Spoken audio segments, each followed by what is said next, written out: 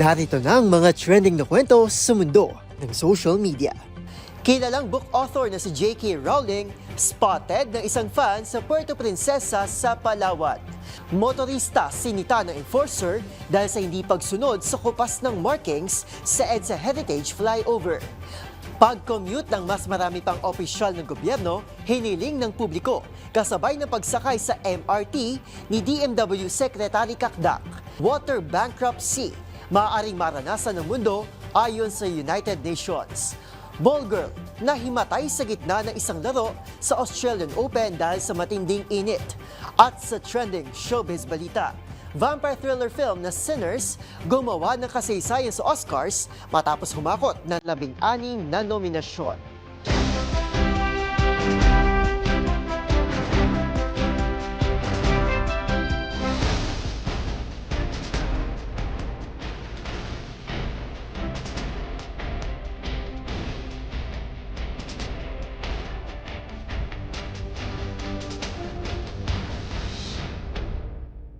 Iba't ibang mga nagva-viral na kwento na naman ang ating pag-uusapan. Mga trending sa social media na tiyak hindi lang nakakaaliw, kundi maaaring kapulutan din ng aral at kuminsan ay makabagbag damdamin din. Kasama ang buong pwersa ng DZRH TV, ito ang TNVS, Trending and Viral Show, nakahandang kumpletuhin ang buong kwento. Masaya, malungkot o isyong pambayan man yan, sagot na namin ang inyong tanghalian. Ito po si Arnold Herrera ng DZRH TV, una sa Pilipinas, una sa Pilipino.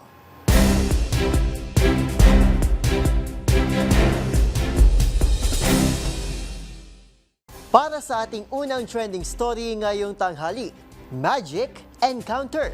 Tila dream come true para sa batang bookworm na ito mula sa Palawan matapos hindi inaasang ma-meet and greet ang the one and the only legendary author ng kilalang book series na Harry Potter na si J.K. Rowling.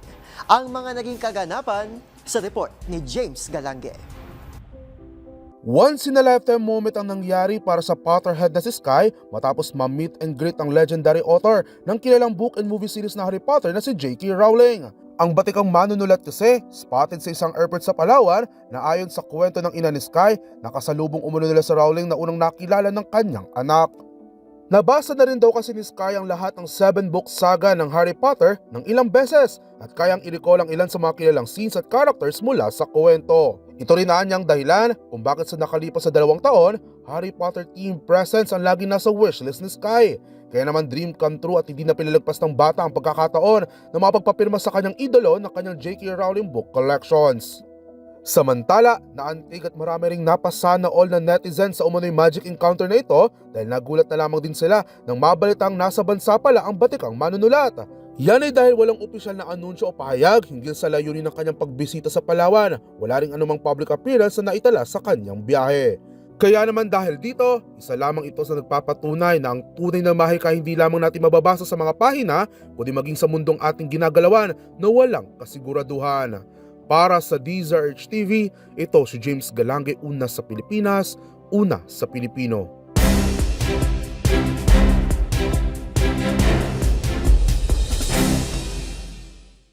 Samantala, sa susunod naman na kwento, naging tensyonado kamakailan ang pagsita ng isang traffic enforcer sa isang motorista sa Ross Boulevard sa Pasay City. Ayon sa opisyal, nilabag daw nito ang batas trapiko nang lumipat ito ng lane kahit ipinagbabawal. Ang problema, kupas ng marking sa kalsada kaya hindi na ito halos makita. Ang mainit na pagtatalo ng dalawa, panoorin sa aking report.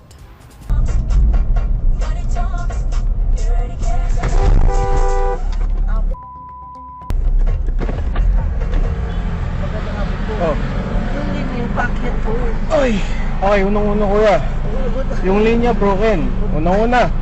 Linya broken. Pangalawa. Oo. Nang signal ako. Pangatlo. Hindi swerving kasi walang kotse sa likod ko. Kuha sa dashcam footage na ito ang tahimik na pagmamaneho ng motoristang si Fran sa kahaba ng Rojas Boulevard nang bigla itong sitahin ng isang traffic enforcer sa Pasay City.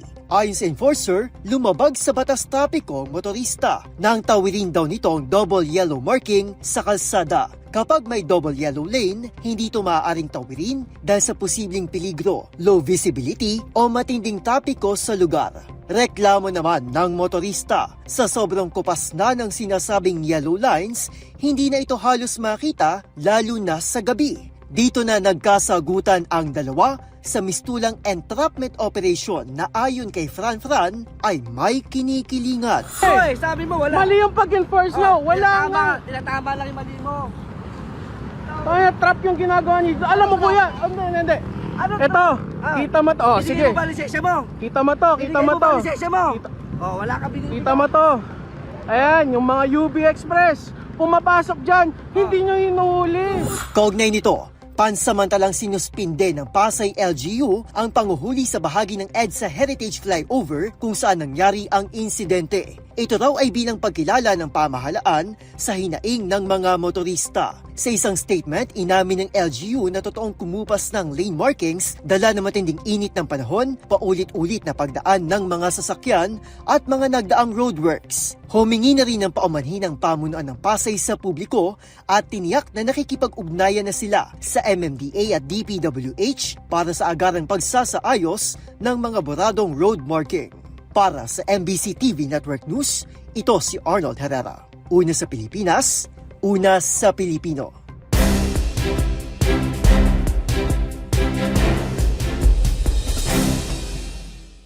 Samantala, usapang kalsada pa rin tayo. Humirit ang publiko na mas marami pang opisyal ng gobyerno ang mag-commute at suungin ang hirap sa public transportation. Yan ay matapos i-post sa social media ni Department of Migrant Workers Secretary Leo Cacdac ang pagsakay nito sa MRT sa oras ng rush hour. Magbabalita si Dustin Bayog. Marami ang hindi napasana all kung hindi sana more sa pagbabahagi ng Department of Migrant Workers Secretary Leo Cacdac ng kanyang pagsakay sa MRT. Enero na 21 ng gabi na mag-commute during rush hour ang naturang kalihim mula Ayala Station patungo Shaw Boulevard Station sa loob lamang na 15 minuto. Napansin ito ng isang netizen na binahagi sa social media forum platform na Reddit. Aniya nawa ay marami pang opisyal sa pamahalaan, lalo na raw sa Kongreso at Malacanang, na maranasan na pag-commute at maramdaman ang araw-araw na danas ng mga ordinaryong Pilipino. Maraming netizens din ang sumang-ayon, habang may ilang netizens din ang minsan na rin nakatrabaho ang kalihim na nagpatotoo sa pag-commute ito at sa simpleng pamumuhay. Samantala, nakarang taon ay bababatid ang himok ng Department of Transportation o DOTR ang kanilang mga executive na mag-commute kahit isang beses sa isang linggo, na layon daw ang first-hand experience sa mga problemang nararanasan ng mga Pinoy commuter. Para sa DZRH TV, ito si Dustin Bayog. Una sa Pilipinas, una sa Pilipino.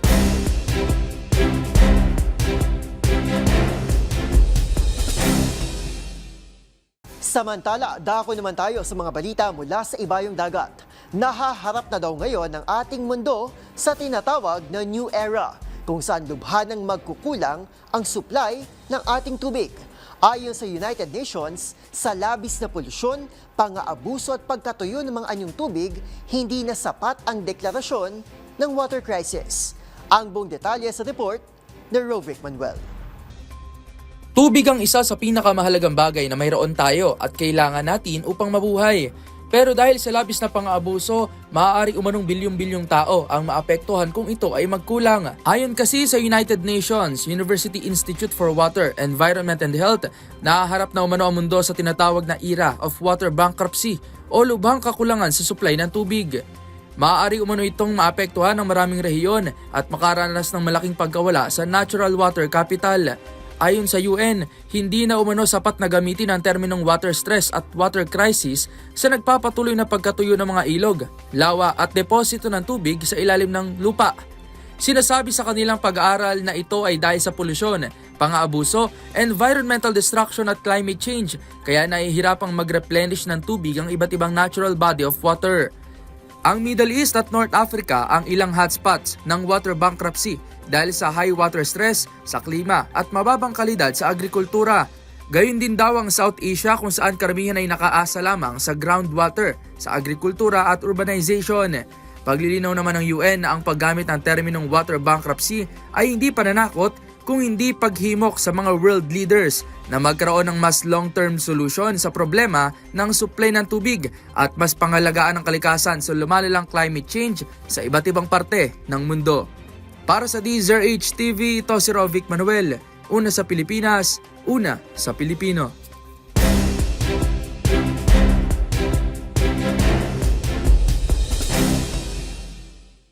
At sa ating next viral story, pansamantalang itinigil ang isang first-round match sa Australian Open matapos mahimatay ang isang ball girl dahil sa matinding init. Agad namang tumulong ang mga atletang nakasalang sa laro at binigyan ng atensyong medikal ang naturang ball girl.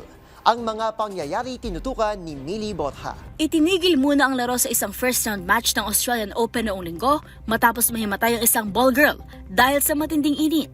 Habang agad na responde ang mga manalarong sina Zeynep Zonmez at Ekaterina Alexandrova. Naganap ang insidente sa ikalawang set ng laban nang mag-serve ang Russian 11th seed na si Alexandrova kung saan bigla na lang bumagsak pahiga ang ball girl. Agad na tumakbo si Turkish player Zonmez upang tumulong habang kumuha naman si Alexandrova ng ice bag sa courtside fridge. Agad namang nakatanggap ng medical attention ang ball girl. Samantalang sinuspindi ang laro ng ilang minuto habang umabot sa 28 degrees Celsius ang temperatura sa loob ng stadium. Pagbalik ng laban, nagtala si Zonmez ng pinakamalaking panalo sa kanyang career matapos talunin si Alexandrova with 7-5, 4-6, 6 for final score. Ang 23-year-old na si Zonmez ay naging makasaysayan noong nakaraang taon sa Wimbledon matapos maging kauna-unahang manlalaro mula Turkey na umabot sa ikatlong round ng isang Grand Slam sa Open era. Kilala ang Australian Open sa matinding init na umaabot minsan sa higit 40 degrees Celsius. Inaasahan na mga abot sa hindi bababa sa 36 degrees Celsius ang temperatura sa mga susunod na araw. Para sa DZRH TV, ito si Millie Borja, una sa Pilipinas, una sa Pilipino.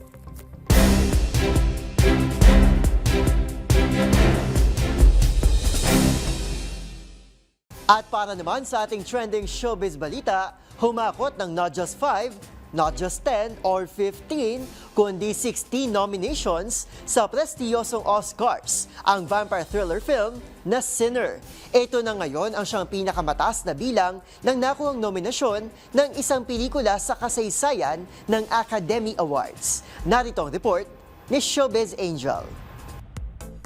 Hakot nomination ang pelikulang Sinner sa 98 Academy Awards. Ang vampire thriller nominado lang naman sa 16 na kategorya na siya na ngayong pinakamataas sa kasaysayan ng Oscars. Kabilang na riyan ang Best Picture, Best Director at Best Cinematography. Susubukan din itong masungkit ang titulo bilang Best Screenplay, Original Score, Production Design at Best Actor para kay Michael B. Jordan. Bago ang record-breaking nominations na ito ng Sinners, ang 1950 film na All About Eve, ang epic romance drama na Titanic, at ang musical film na La La Land ang may hawak ng record noon na pare-parehong nagkamit ng 14 na nominasyon.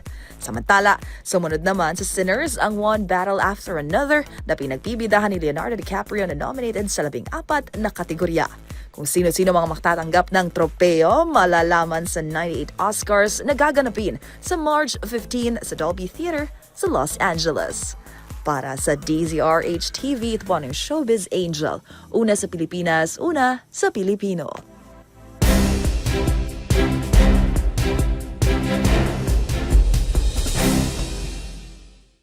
At yan ang mga kwentong kinagiliwan, pinusuan at gumawa ng ingay sa social media. Kung meron di kayo makatulad na istorya, ay i-share nyo na yan sa ating comment section o di naman kaya ay itag nyo kami sa TikTok at DZRH News. Maraming salamat po sa inyong patuloy na pagtangkilik sa ating programa. Magkita-kita tayo muli bukas para muling himayin, tuklasin at buuin ang mga detalye. Para kapag nakita mo ang viral video na may nag-share, ikaw na mismo ang magdaragdag ng mga impormasyong nalaman mo sa TNVS, Trending and Viral Show. Muli ito po si Arnold Herrera ng DZRH TV, una sa Pilipinas, una sa Pilipino.